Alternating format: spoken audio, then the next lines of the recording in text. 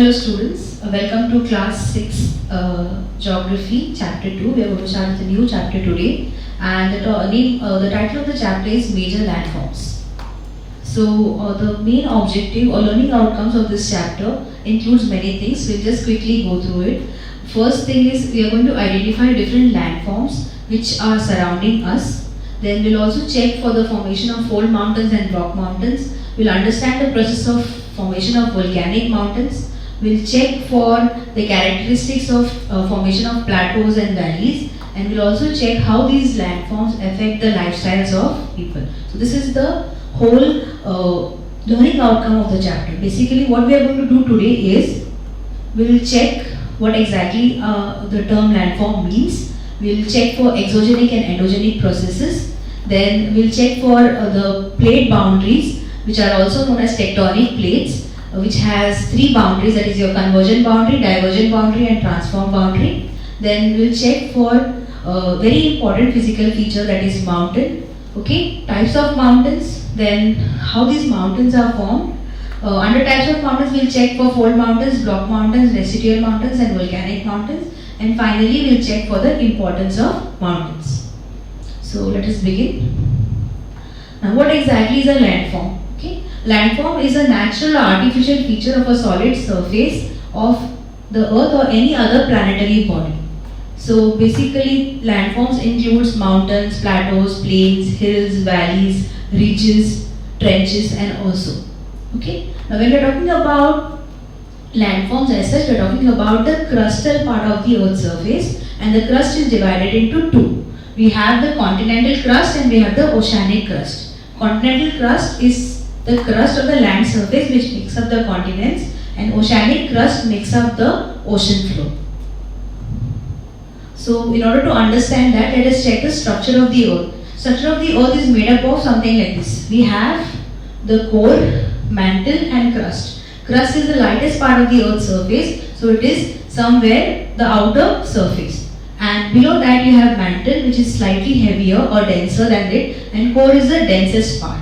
Crust is made up of silica and aluminium, okay, and crust is also made up of silica and magnesium. So crust, as it is divided into two parts, we have the continental crust, which is made up of silica and aluminium, and oceanic crust is made up of silica and magnesium. Silica and magnesium is heavier than silica and aluminium, so silica and magnesium is below the CR, that is your continental crust. Below that you have mantle. This mantle layer is mostly a semi-molten layer on which the crust is mostly floating. And then we have the outer core, which is completely a molten part, and the inner core is completely solid in nature. Above the surface of the earth, we have the layer of atmosphere, which has sub-layers: troposphere, stratosphere, mesosphere, thermosphere and exosphere. But basically in this chapter we are focusing on landforms, so we are concentrating on the earth's surface. Now, the crustal plate or the crust, which is made up of continental crust or oceanic crust, is not a single crust. It is made up of different plate boundaries, and we have the plate boundaries basically. Before understanding the plate boundaries, let us have a quick look at this slide, which is giving a colorful picture of the earth structure. So you have the inner core, which is completely solid, outer core is molten in state. Then the mantle is divided into two layers: asthenosphere and mesosphere. Asthenosphere is that semi-molten layer on which the lithosphere or the crust, which is making up the continental crust or the oceanic crust, is resting. So we have lithosphere, we have hydrosphere, which takes up the water, and we have atmosphere, and all these makes up the layers right from the inner core up to the atmosphere. Okay. This is a map showing the tectonic plates. Whatever you can see as boundaries here are your plate boundaries. So altogether we have 7 major plates and 20 minor plates.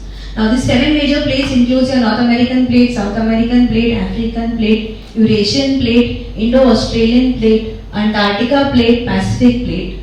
Okay, so these are your major 7 plates. There are minor plates as well, like Cocos plate, Caribbean plate and many more also. Now these plate margins, wherever there is a boundary, okay, that is known as your plate margin. So as these plates are resting over the asthenosphere, which is a part of the mantle, they keep moving as the semi-molten layer gives out some convectional currents, and these convectional currents move in different directions. These directions are either moving towards each other, far apart, or they slide apart. So let's check that. Okay, so we have three boundaries here. We have the divergent boundary, we have the convergent boundary, and we have the transform boundary. Now what is the convergent boundary? The convergent boundary says that the plates are moving apart each other as the currents in the asthenosphere are moving apart from each other. In the second case, they are moving towards each other. And in the third case, they are exerting equal pressure, so they slide apart. In the first case, what will happen? The situation will be that you will have mostly ocean basin formation, okay, or you have the ridge formation wherein there might be a eruption of volcanic material, and then you might have the formation of ridges. In this second case, you have mostly the fold mountain formation, and in this case, you might experience some fault, rift valleys formation, or it can also lead to earthquakes. Now, there are earth movements, okay. The earth movements are divided into two forces, okay. We have the endogenic force and the exogenic force. Endogenic forces are the internal forces as we are talking about. So, some forces are diastrophic forces and some forces are sudden forces. Now, what are diastrophic forces? Diastrophic forces are your slow movements, what we are talking about. That is the movement of convectional currents and the fold mountains are taking place. Sudden forces are like something you have seismic waves originating from the focus and earthquake occurrence, eruption of volcanic eruption is an example of sudden forces which are a part of endogenic. The slow forces are again divided into two, epirogenic and orogenic. Epirogenic is something wherein it is known as continent building force. So the formation of continent, if there is a land body which is submerged under a water body, it emerges up, so you have the continent formation. And you have orogenic, the word oro means mountain, so it is the mountain building force. Under orogenic, again it is divided into two. Compressional force will lead to fold mountains and tensional force will lead to block mountain and rift valley. Exogenic forces are forces which work on the earth's surface. So they are again subdivided into weathering and erosion. Now what is weathering? Weathering is breaking down of rocks into smaller particles, but there is no movement taking place. Who moves that material are your different agents of erosion. Now which are the different agents of erosion? You have river carrying, following the journey from upper coast, middle coast, lower coast. Then you have sea waves, you have wind moving from one place to another, you have underground water, or you have rainwater. Where it is mentioned ice, it is the glaciers which are taking the broken material from one place to another. So let us check this again. We have earth movements which are divided into endogenic and exogenic forces. Endogenic forces are divided into diastrophic and sudden. Diastrophic forces are your slow movement forces, and sudden forces which are resulting in earthquake and volcanic eruption. Diastrophic forces are further subdivided into epirogenic and orogenic. Epirogenic is your continent building force. So when it is upward movement, it leads to the formation of continents. When it is downward movement, you will mostly have the water rising up, so you will have more of water bodies.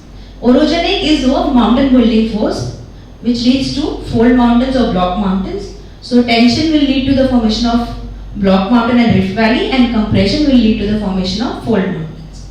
Exogenic forces are subdivided into weathering and erosion.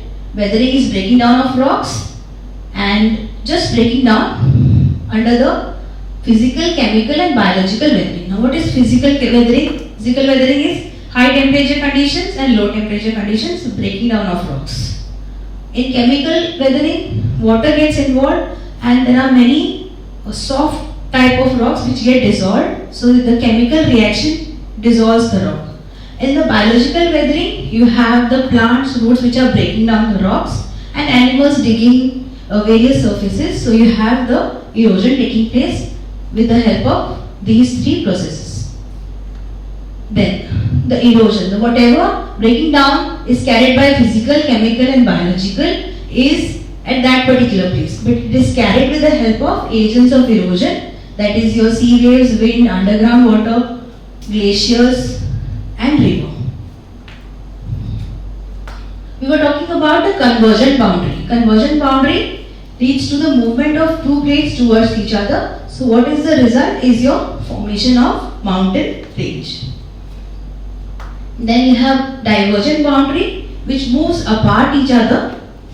So that usually leads to the molten magma rise up, and then you have formation of ridge. Now what is a ridge? Ridge is something which is a series of very low elevated mountain range, and this is mostly either on the earth's surface or in the ocean floor. So this is the result of divergent boundary.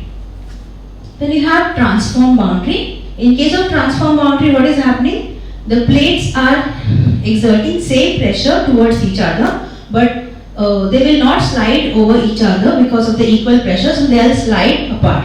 This will result in a fault. A very good example of this is your San Andreas Fault in California. Then coming towards the very first physical feature or landform, that is your mountains.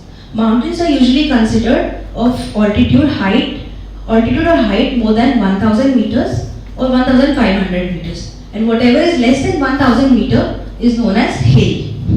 When you have series of mountain, they are put under the title of range, and when you have number of ranges either parallel or not parallel to each other, the whole system is known as mountain system. For example, Himalayan mountain system, Alpine mountain system, Appalachian mountain system also.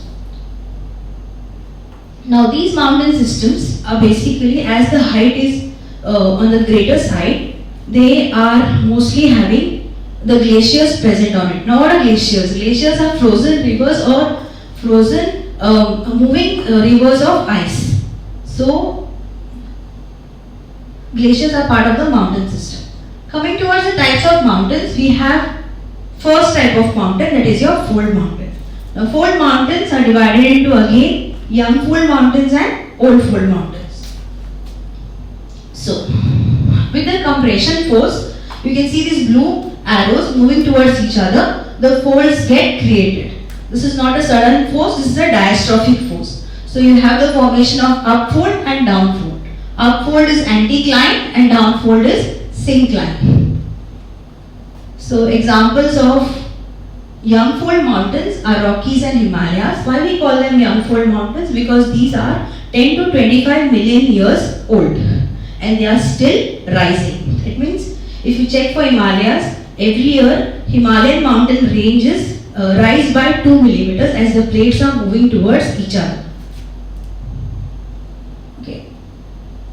Mount Everest, the highest peak in the Himalayan mountain range, is situated in Nepal. It's a part of Himalayan mountain system. This is the map showing world mountains, and mostly all these mountains, what you can see here is Rocky Mountains. This is your Andes mountain range.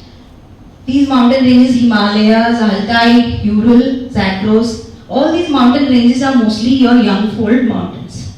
Old fold mountains are somewhere 200 million years old. And these mountains are mostly eroded and they have rounded surfaces, unlike the young fold mountains which has sharp peaks.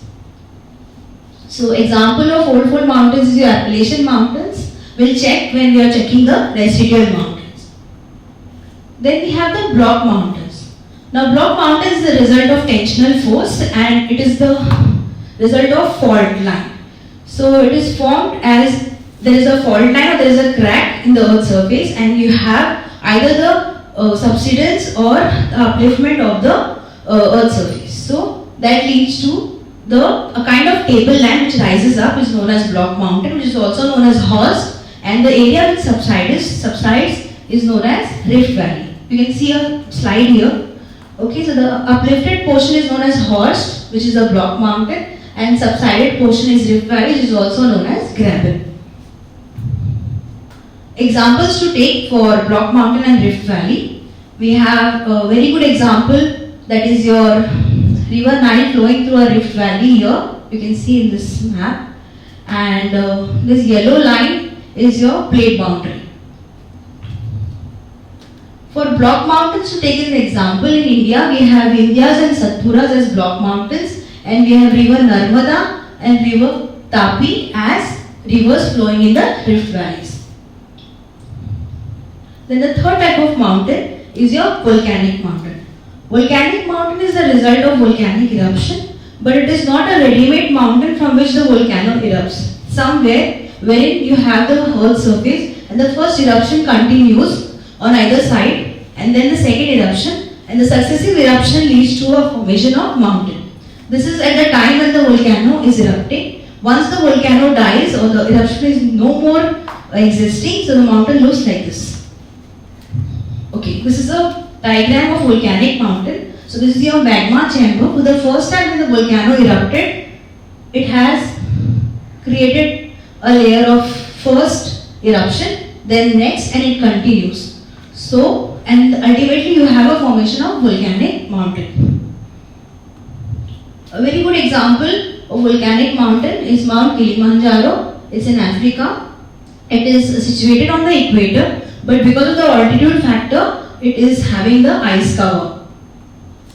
Another example is Mount Fujiyama in Japan. This is the picture of it. A map showing volcanic mountains in different places all over the world. Okay, this is another map with the plate boundaries. So you can see the plate boundaries, and you will notice that wherever the plate boundaries are there, you can see these red peaks. Now these red peaks are your volcanic mountains. So what is the conclusion we are drawing? We are drawing the conclusion that wherever there are plate boundaries, and the plate boundaries which are active, you have the volcanic eruption taking place. So wherever there is a plate margin or a boundary, you can see the number of volcanic mountains present there, which are active in nature. Now if you check the map something like this, you can see this is a Pacific plate, and all these volcanic mountains which are shown with a red triangle forms the boundary for the Pacific Ocean plate, and this is also known as Pacific Ring of Fire because all these mountains are active in nature. The next type of mountain and the last type of mountain is your residual mountain. Residual mountain is also known as relic mountain. Now these mountains are the result of the weathering and erosion process carried out by different agents of erosion, like you can consider sea waves, glaciers, then wind, rainwater. Okay, all these leads to the higher elevated mountains. Maybe once upon a time they were the young cold mountains. They are no more rising now. At the same time, the agents of erosion are reducing their size. Examples are Aravalli range in India and Nilgiris in India. So you can see a picture. You have a rounded shape of the mountain. So this is something like this, wherein when the mountain was of this height, or a mountain range was of this height, but due to the weathering process carried out by either glaciers, sea waves, wind erosion or river water, the height of the mountain has reached to this. So this is an example of residual mountain. Picture showing Aravalli ranges and Nilgiri hills in India. Okay, this is what we checked. The mountains, the fold mountains look something like this and they formed in this manner. Relic mountains are again mountains which are eroded by different agents of erosion. Block mountains, rift valleys and volcanic mountains. Coming towards the importance of mountains, how mountains are important to us. As we checked that mountains have frozen rivers or glaciers. They help in bringing source to different rivers, and this water helps us as a part of livelihood. So fresh water is available to us in the form of river, and river water can be used for domestic and industrial and various other purposes. Then mountains also act as barriers. For example, Himalayas act as barriers to all the Siberian winds, and we experience comfortably a better climatic condition. Then mountains also act as barrier to stop the monsoon winds. For example, Himalayas block the southwest monsoon and we experience the monsoon winds, and because of that we become a agrarian country. Mountain regions, as the rivers are flowing in the upper coast, their speed and their velocity is on the higher side. So we can set up hydroelectricity power plants so that because of the speed and velocity which they are experiencing, it helps in running the turbines to generate the hydroelectricity. There are also the huge reservoirs for various minerals which are, for example, precious or semi-precious minerals. It can be the minerals in the form of forest minerals, herbs. It can be minerals in the form of metallic minerals and non-metallic minerals also. Forests in greater areas also become a habitat for the flora and fauna. Flora is your plant kingdom and fauna is your animal kingdom. Okay. So what did we complete? What did we check today as a part of the first part of the chapter? In chapter 2 is we were trying to understand the term landforms. We were checking for the tectonic boundaries. We checked for the structure of the earth, interior of the earth, crust, mantle, core, how they help in the movement of the crustal plates. Then we checked for the very first physical feature, mountain, its types, formation and its importance. Thank you.